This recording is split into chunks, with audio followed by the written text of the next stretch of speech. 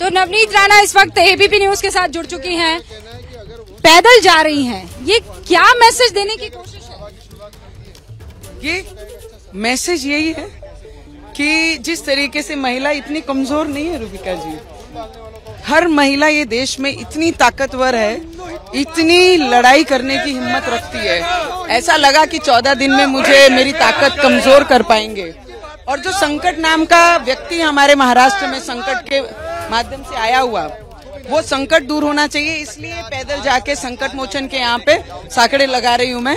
और वहाँ पे ये सिर्फ आधा घंटे की चलना है। मैं बोली ना आपको कि 24 घंटे भी अगर मुझे चलना पड़े मेरे महाराष्ट्र की हित में, तो मैं 24 घंटे भी चलूंगी। लेकिन वो कह रहे हैं आप राजनीति कर रही हैं, हनुमान जी की आड़ में आप बीजेपी से नजदीकी कहीं ना कहीं करने की कोशिश कर रही हैं। मुझे नजदीकी कोशिश करने की जरूरत नहीं है। आज लोकसभा और विधानसभा महाराष्ट्र में नहीं है।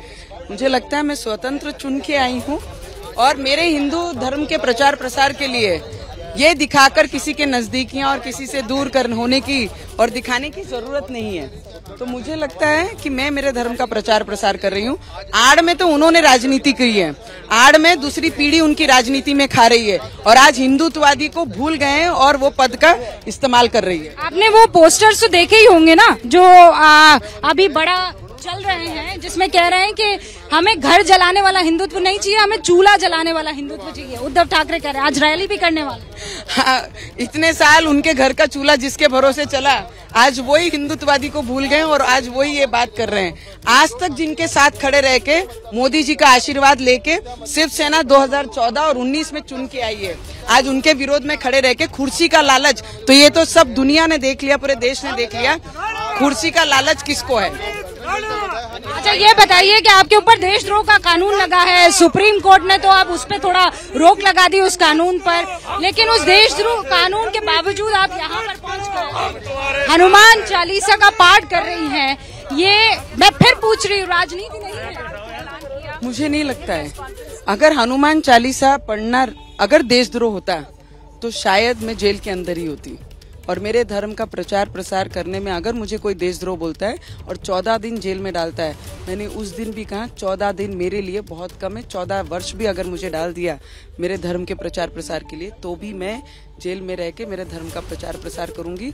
और हर रोज 101 बार हनुमान चालीसा पढ़कर मैंने धर्म का प्रचार प्रसार जेल में भी किया। मेरे साथ जितने लोग थे अंदर, जितनी महिलाएं थी, वो भी अपने अपने सेल में पढ़कर मुझे सपोर्ट करने का काम किया।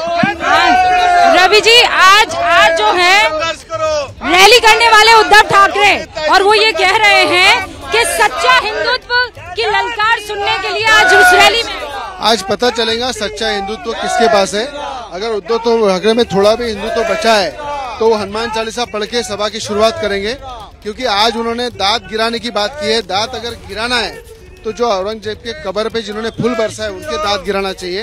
हनुमान चालीसा वालों को 14 दिन जेल में डाला जाता है, राजद्रोह दाखिल किया जाता है, और जो लोग औरंगजेब को फूल बरसाते उनका स्वागत किया जाता है। ये बाला साहब के विचार नहीं थे। बाला साहब के विचार पूरी तरह उद्धव ठाकरे भूल चुके हैं, कांग्रेस के विचारों पे चल रहे हैं। और कहीं न कहीं हनुमान चालीसा का विरोध करके उन्होंने ये दर्शाया है कि सत्ता अगर बचाना है तो हनुमान का विरोध करना पड़ेगा, राम का विरोध करना पड़ेगा। ये कहीं ना कहीं उद्धव ठाकरे के वो कह रहे हैं आप अपने लोगों को छोड़कर यहाँ दिल्ली आए हैं और केवल राजनीति करने के लिए आए हैं, और यहाँ पर इसलिए कर रहे हैं क्योंकि आपको यहाँ पर बीजेपी का और यहाँ की पुलिस का संरक्षण है। सीधे आरोप। पूरे देश में बजरंगबली के मंदिर है। बजरंगबली श्री राम भगवंत हमारे हृदय में है। जहाँ जहाँ मंदिर रहेंगे वहाँ वहाँ हम आरती करेंगे। ये तो दिल्ली का प्राचीन मंदिर है। सभी लोगों को एक श्रद्धा है, भाव से हम लोग उस दिन भी हनुमान चालीसा बॉम्बे में पढ़ रहे थे, आज भी पढ़ रहे हैं। तो मुझे लगता है इतना उद्धव ठाकरे जी को हनुमान चालीसा का विरोध करने में क्या समस्या है। उनको लगता है हनुमान चालीसा पढ़ने से सरकार गिर जाएंगी, उनको लगता है कोई दुविधा गठबंधन में और आघाड़ी सरकार में आ जाएंगी, उनको लगता है बाला साहब के विचार पूरी तरह से उन्होंने हिंदुत्व को गाड़ चुके हैं। हिंदुत्व को बाजू में रख के जिस तरह से वो काम कर रहे हैं वो पूरी देश की जनता देख रही है कि आज महाराष्ट्र के अंदर बाला साहब के विचार कहीं ना कहीं वो भूल चुके हैं। चला अभी देते हैं, अभी दिखा। तो अब मेरे ख्याल से इन दोनों ने ये डिसाइड किया है कि अब मीडिया कर्मियों से बात नहीं करेंगे और ये सीधा जो है वो कूच करेंगे।